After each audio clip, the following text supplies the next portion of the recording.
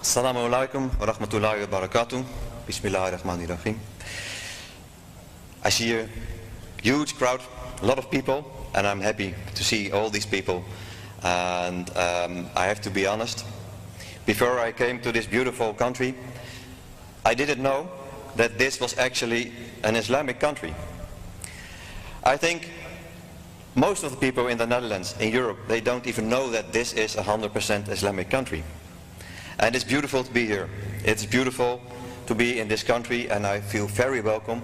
And first of all, I have to thank the Ministry of Islamic Affairs and His Excellency, the Minister and the Deputy Minister, who are so kind to invite me here.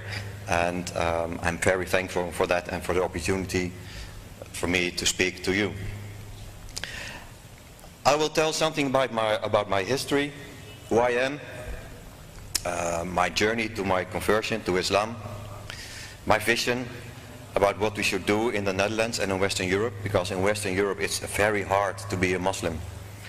And I will also tell you a little bit about the foundation that I have established with some friends also about a year ago.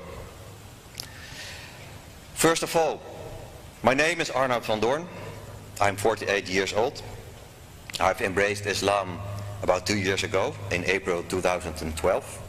And actually that was the best decision I've ever made in my life. And I'm very thankful for this opportunity and for that decision, and the fact that I am guided by Allah subhanahu wa ta'ala. After this period, after the time that I have been converted to Islam, my life has changed dramatically, in a positive way. Before that, I didn't know anything about Islam. The only thing I knew about Islam is what you learn in the Dutch media, what you learn from Dutch and Western politicians, and that is only negative. Islam, as people are told in Western Europe, is bad, it's dangerous. It is nothing but a threat for society. They are oppressing women, they are all terrorists. And I'm ashamed to tell you now that I believed that that is the truth. It's not an excuse. And I'm ashamed for my beliefs and my ideas about Islam. And I think despite what you read and hear in the media and what politicians are telling you, you're always responsible for your own knowledge and your own information. And I've made a lot of mistakes in the past, and I want to apologize to you here again for the mistakes that I've made. I come from a very normal family in the Netherlands. For Dutch ideas, a big family, 7 people, 5 children. I was the eldest son, and my youth was very beautiful and very warm. And my parents are very open-minded, and they are not to blame for the ideas that I had about Islam, because I was raised from a Christian tradition that you have to respect any other religion and any other culture. So my parents did their best, but they were not strong enough to counter all the information that you get from the media, that you read in the newspapers, that you see on television about Islam, this creating of fear about Islam. To be honest, I think there is a worldwide war going on against Islam. Well, I thought I had to do something about this evil religion. That was my idea 10 years ago. And I decided that I have to do something to protect our society from this evil, from this danger. And I joined the PVV. That is a very anti-Islam, Islamophobic party in the Netherlands, led by the famous Geert Wilders. And at that time I thought he was my role model. I think he was a hero, because he stood up against Islam, and he stood up to protect our freedom. And I thought, this guy, this man, that is the one I should follow. That is my example. That is my role model. And I joined the party, first as a volunteer, and a few years later I became the most important political advisor for Geert Wilders. I was responsible for not producing the film Fitma, but for distributing the movie, for promoting the movie worldwide. And I'm ashamed to say this, but I was proud of this. I thought I was doing something good. I was fighting injustice. And I really believed that that was my goal in life. And I told all the people around me, come and join me. Because this party will solve all the problems. And they are fighting the Islam. Well, if someone told me in that time that I would stand here in front of you as a Muslim, I would say you're crazy. Never. But here I am. And it feels good. And I'm happy. I'm going to tell you something about my journey to Islam. Because most of the people, they saw my Twitter message with the Shahada. And they thought, okay, he's Muslim. Impossible. You cannot become a Muslim within 24 hours. It's not that when you wake up and you think, let's become Muslim. Of course not. I've been through a journey that took about a year and a half. This started a few years ago when I still was a very active member for the PVV of Geert Wilders. And I started to think, how is it possible? So many people in the world, 1.2 billion people, are Muslims. And they look happy. How is that possible? Are they really misguided? I really didn't understand. And I'm starting to get doubts about what you read about Islam, what you hear about Islam. And I thought, it can't be true. It can't be true that Islam is bad, that it's only evil. Maybe it's dangerous. Maybe it's wrong. But my mind started to shift. I never hated Muslims, but I was an Islamophobic politician. Some of my friends told me, you're wrong, you should get more information about Islam. Go to a mosque, speak to an imam. And I said, no. I will never go to these evil places. I will not talk to these terrible people. Maybe they will kill me, I don't know. Going to a mosque, in my opinion, in that time was something really dangerous. If you get into a mosque, they will kill you there. They will never let you out. Ridiculous, of course. But still something in my mind said, I don't know. I was starting to get doubts about this anti-Islam message that we were telling to the people. I don't know why it really started, but I had these doubts, and these doubts, this feeling was getting stronger and stronger. And I really didn't understand.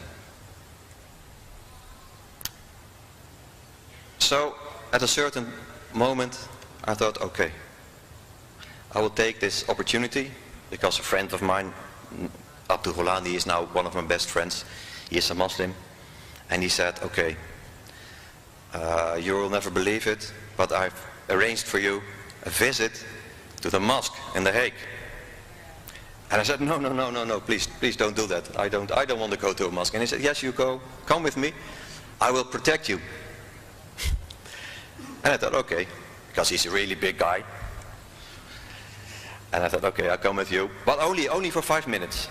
Only for 5 minutes, and then I go.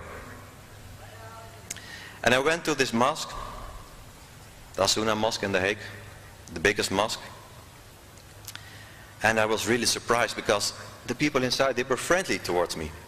The imam came to me, he took my hand, and he said, "You're welcome." And I looked into his eyes and I saw that he was honest and that he was sincere. To be honest, it was an emotional moment, because I thought, if Islam is terrible, is evil, how come, with everything that I've said and everything that my party did against Islam, how come this man is so friendly? How come I am welcome in the mosque? I really didn't understand. It was really confusing. And basically, I wanted to turn around and go back, because I thought, no, I don't, this is not good, this is not good. But of course, I didn't go. And we went in the mosque, and he offered me coffee and something to eat. And eventually, I said to him before, I will never leave, I will not be here longer than 5 minutes, maybe 10 minutes, because I have a very busy schedule. It was a lie, of course, but I just thought I want to leave. But in the end, I was staying there for maybe 2.5 hours, talking about Islam, about the Prophet, peace be upon him, about the Quran, about Sunnah, about Hadith. And I left with my mind full of thoughts. I was more or less lost. I didn't go home straight away. I walked for about an hour, maybe 2 hours, only thinking, what's happening? What's happening? How come these people are so friendly? Why are they trying to help me? Why are they so kind and so warm? And this was against everything that I've learned about Islam. And I thought, when I went home, this is not good. This is what they have warned me about. That they will get into your mind. And they will make you believe that Islam is good. And I thought, okay, try to forget this. Because your mind is something is going wrong. You're brainwashed, probably. And I went home and I tried to forget everything about the meeting, everything about the kind words from the Imam, and every wisdom and every beautiful things that I've heard about Islam. I said, no. And for maybe a week, 2 weeks, I thought, okay, this was my visit to the mosque, the first and last visit ever. I will not let myself getting brainwashed by these people. But still, something inside me, something in my heart, something in my mind, a very small spark was still there, and it didn't go away. How much I tried, it didn't go away. I still had these doubts, and I was really working hard to push it away. It didn't work. So finally, I went back to the mosque after a few weeks, and I said, okay, you told me something about Islam, tell me more. I had lots of questions, a lot of critical questions, of course, maybe 90%. But I thought, okay, I'll go back to the mosque, and well, it will be clear after an hour that everything is, that I'm right, that Islam is evil, that it's wrong. It didn't happen, of course not. And again, I was in the mosque for 2 hours, 2.5 hours. And he gave me, when I left, the Holy Quran, and he said, the Dutch translation, and he said, okay, read. You don't have to read. If you have time, start reading. Even for 5 minutes. Even 1 page. But start reading. Doesn't matter where you start, in the middle, in the end, in the beginning, but start reading. And I accepted the Quran, and I went home. And I thought, okay, I will know more about Islam. Not with the intention to convert or to become a Muslim, of course not. But I was triggered. I was curious. I wanted to know more. And I started reading, and my doubts were getting stronger and stronger. And the more I was reading, the more I was talking to the Imam, the more I was talking to other Muslims, the more clear it became to me that I was wrong, that my party was wrong, that Geert Wilders was wrong, that most of the people and the media and the politicians in the Western world are wrong about Islam. And it's hard to, I'm not sure how to explain this to you, but it took me a long time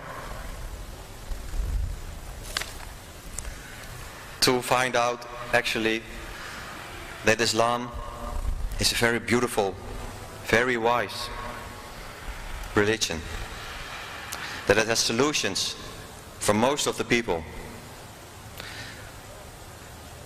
But between that period and where I am now as a Muslim, there was about a year, a journey that took a year with ups and downs. Sometimes I thought, no, I'm wrong. Sometimes I thought, yes, it's beautiful. Then I didn't go to the mosque for a few months because people say, don't go there, and I believed them again. So something was trying to pull me back from the mosque. Shaitan is everywhere, of course. I know that now. But still, the more I was learning about Islam, the more I was reading, the more beautiful it became to me. And the more I was lost. I felt lonely, I felt, where do I belong? I'm not a Muslim, but I don't see them as evil anymore. I don't see them as enemy anymore. I don't belong to this political party. Where do I belong? I didn't know. I was lost. And I also was a little bit depressed in this period, because everything that I thought was clear for years turned out to be wrong. All my prejudiced ideas about Islam, that they were oppressing women, that it was evil, that they were terrorists, it became clear to me that it was wrong, that I was wrong, that these people are wrong who were telling us this. And after a year, a bit longer, a year and a half, I decided, okay, this religion is so beautiful, so peaceful, so wise. The people that I've met are so friendly, so warm, and everything they are telling me fits me as a person. I feel it in my heart. This religion is the most beautiful and most sincere and loving religion. And then yes, in April 2012, I said the Shahada in the mosque in The Hague, the mosque that I hated before, the mosque that I thought was the center of evil. And here I am. And lots of people ask me, what was the thing that actually triggered you? It's not easy to answer that, because as I told you before, it was a journey. It was a journey with ups and downs. But to be honest, one of the scholars in this mosque, Abu Ismail, he's now my mentor and the one who is guiding me, and he's teaching me about the Quran and giving me Arabic lessons. He gave me a book that he wrote with some of the students from the university in Medina about the life of the Prophet, peace be upon him. Especially this book opened my eyes. This person, Prophet Muhammad, peace be upon him, he became my role model. His life, with all his struggles, all the problems that he faced, all the attacks, all the enemies, even the attacks on his own friends, his own family. And yet he remained peaceful and wise and righteous, despite all the setbacks, despite all the injustice that he faced. He still was merciful and forgiving. And I thought, if a person can be so great, so strong, that is someone I really admire. That for me is my role model. That is the person that I want to be. That is the person that I want to try to follow. And actually I'm a little bit emotional at this time, at this moment, when I talk about the Prophet, peace be upon him, and everything that he faced. I thought I had a difficult life. I thought I have problems. I was in trouble. That is nothing compared with everything he had to face in his life.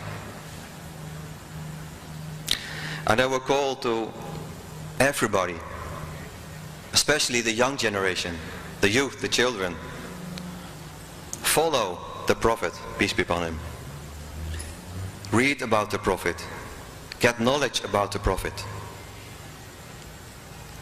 Because this is the person that we all have to follow.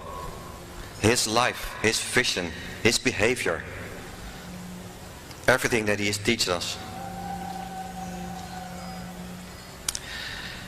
Well, you think that if you are a Muslim, if you have converted to Islam, if you have embraced Islam, then you're finished. Then you're done. And then you step in a new life.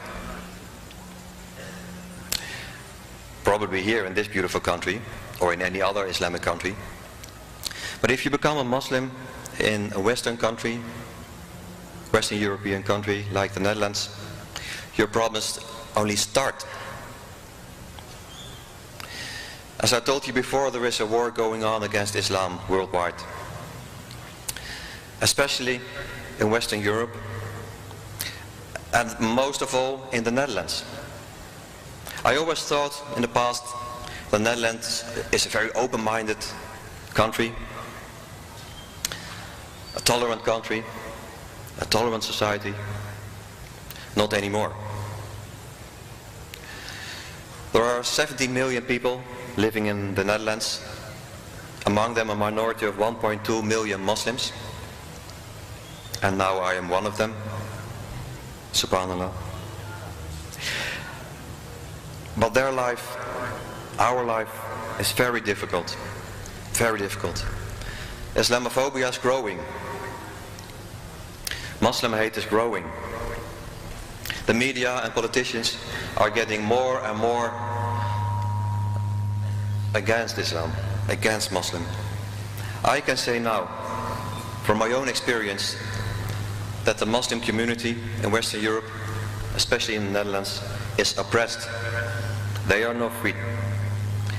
They say there is freedom of religion, freedom of speech. Yes, there is, but not for Muslims.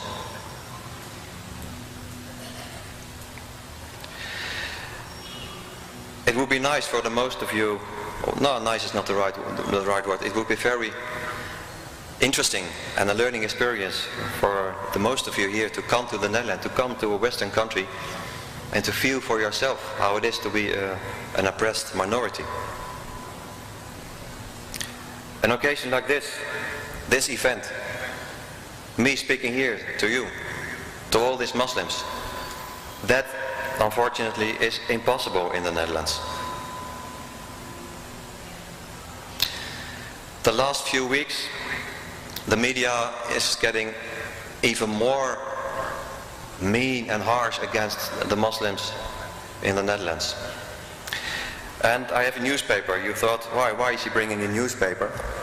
Well, a few days ago, I heard from a very big organization, an Islamic organization in the Netherlands, and they're organizing charity meetings where people are asked to donate for beautiful projects to support Islam and to help young people in Islamic countries to fight poverty in Islamic countries. And this organization invited scholars from Kuwait, from Saudi Arabia, and normally this was not a problem. But now the media said no, and the politicians said no, we don't want any scholars anymore. We don't want people from other Islamic countries in our country. And they started a campaign to make these people look suspicious and bad. And I will show you this. This is a newspaper from a few days ago, a Dutch newspaper. And it shows 3 scholars, very wise people from Saudi, from Morocco. And they are portrayed in this newspaper as criminals. Their visa were rejected. And they said, no, we don't want any of these people anymore in the Netherlands. They are banned from the Netherlands. And not only in my country, in most of the Western countries, they are not welcome anymore. And I know why. Because despite of all the efforts to fight Islam, Islam is growing in Western Europe. Islam is growing in the Netherlands. It is the fastest growing religion in Western Europe. And for some people that is probably a threat. For example, now it's February 2015, only the last 2 months more people have embraced Islam than in the entire year 2014 in the Netherlands. Marshall. And most of them are young people between the age of 12 and 25, the young generation. And you see how much efforts are taken to fight Islam. How hard the media is working, how hard politicians are working against Islam, to fight Islam. Still, Islam is growing. Still, Islam is growing. And that proves that Islam is stronger than hate.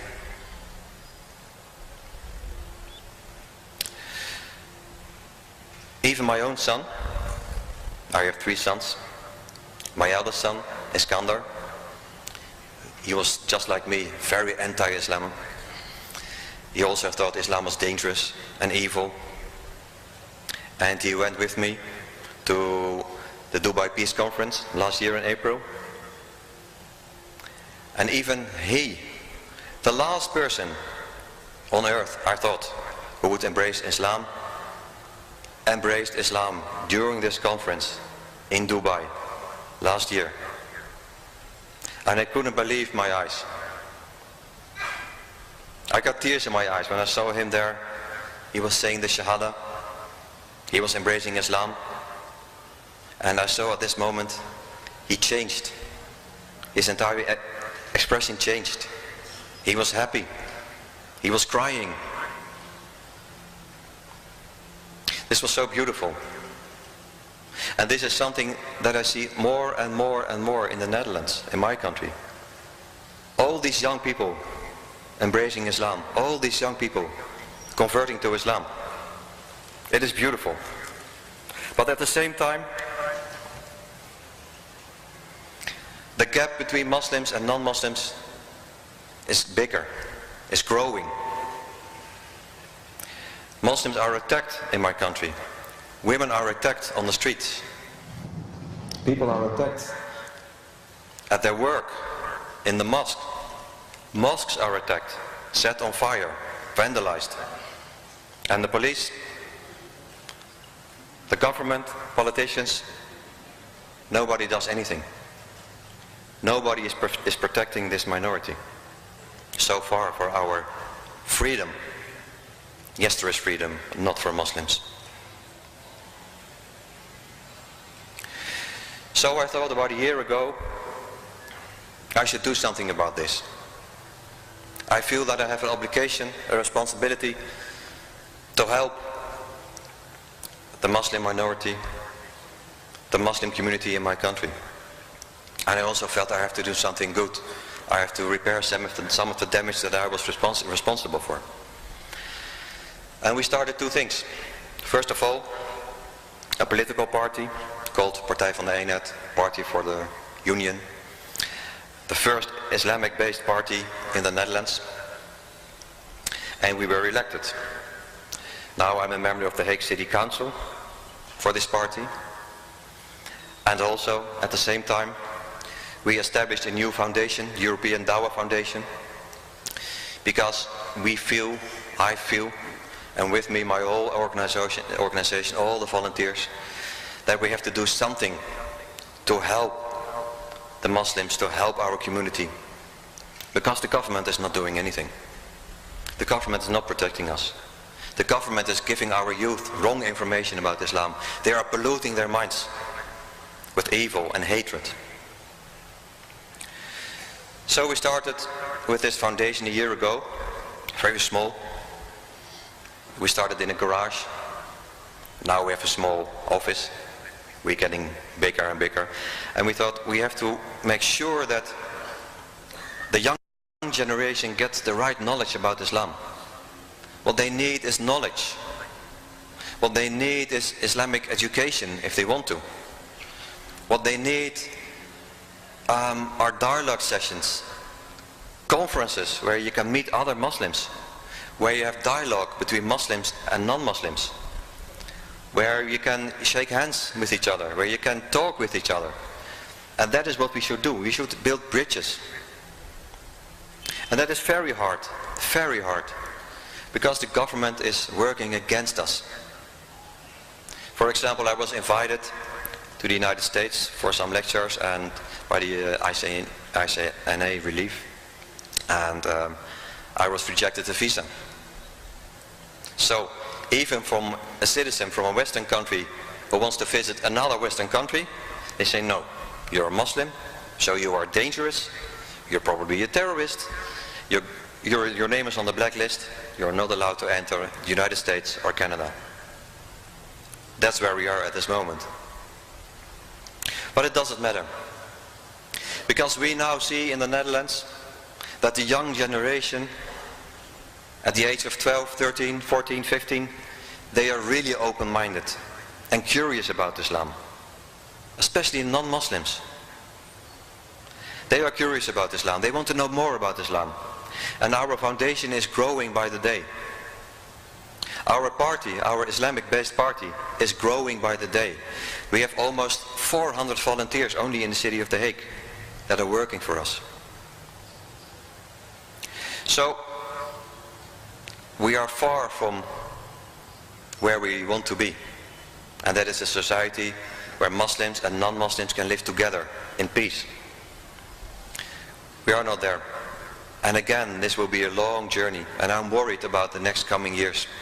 Because there is so much anger, so much frustration, as well in the Muslim community and in the non-Muslim community. They are facing each other. They see each other as enemies.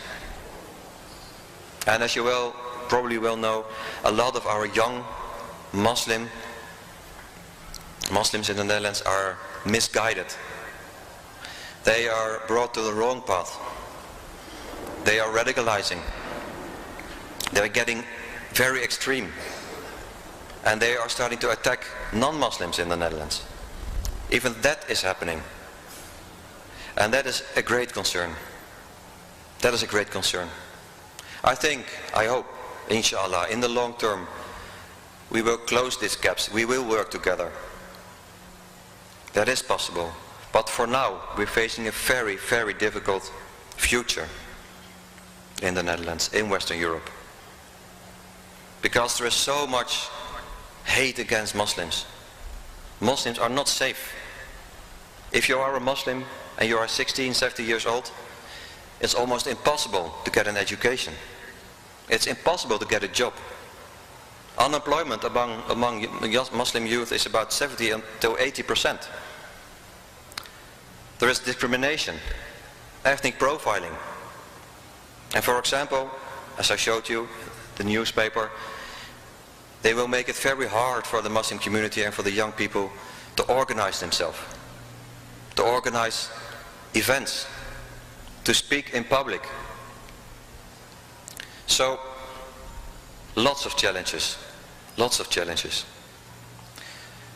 I was even threatened because I was going to this beautiful country and I would speech in this place, and they said, if you do that, you make it very difficult for yourself.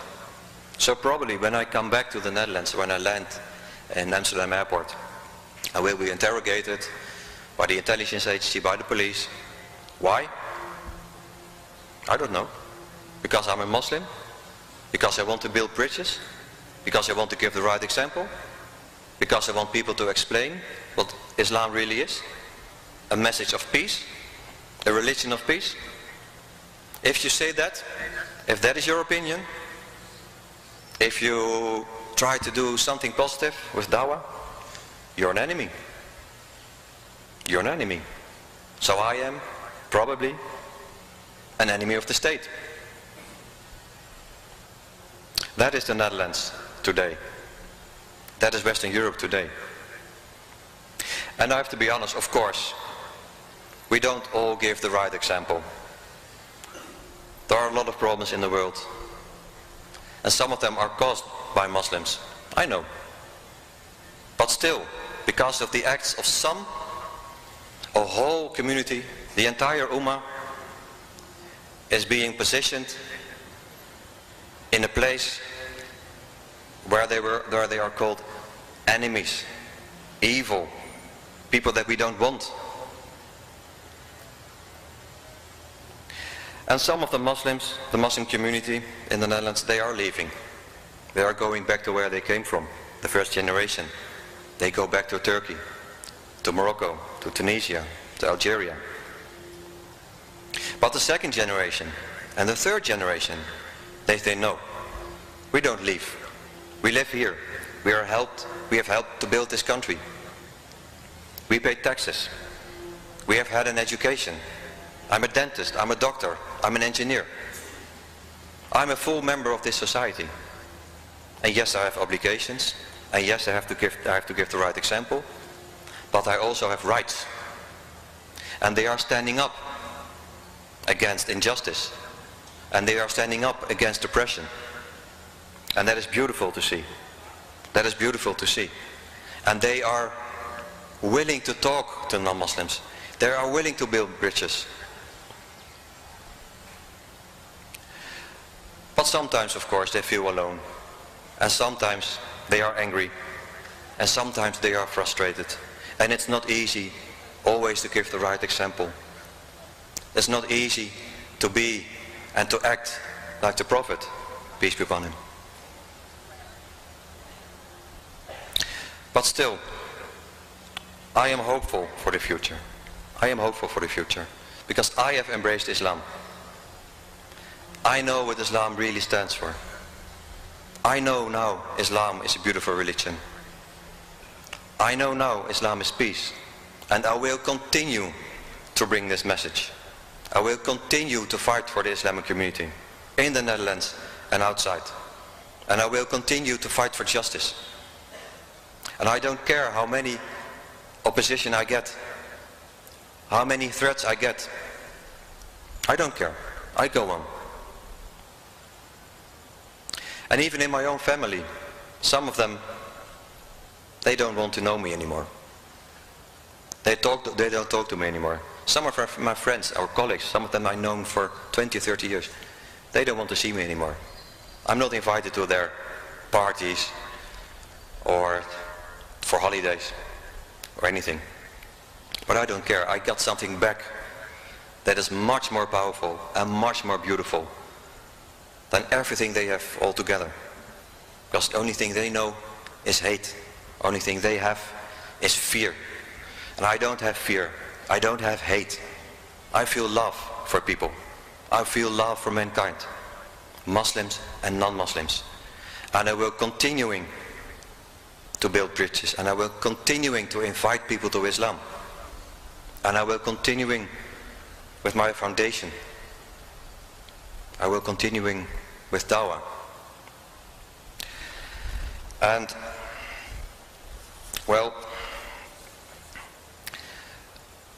it's not easy to be proud all the time, because you see also a lot of injustice amongst our own community.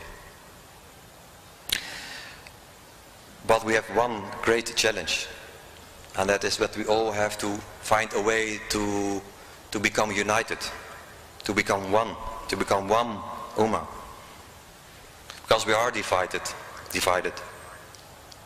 And that's a shame. And I think a lot of this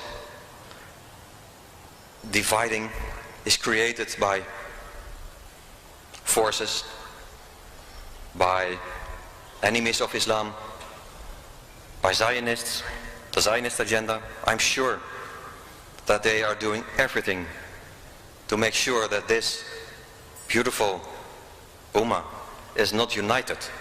And as long as we are not united, we will never be strong. And we have to unite. We have to work together. Can you imagine if this 1.2 billion Muslims are all one and all working together? What a power we can be. What a change we can make in the world. How many good things we can do. This is possible. This is possible, I'm sure. But for now,